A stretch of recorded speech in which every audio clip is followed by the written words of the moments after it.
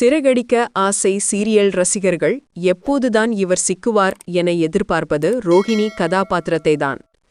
அவர் திருமணமானவர், கிரிஷ் அவரது மகன், பணக்கார குடும்பம் இல்லை என்பதை மறைக்க எத்தனையோ திருட்டு வேலைகள் செய்துவிட்டார். பணக்காரர் இல்லை என்பது வெளிச்சத்துக்கு வந்துவிட்டது.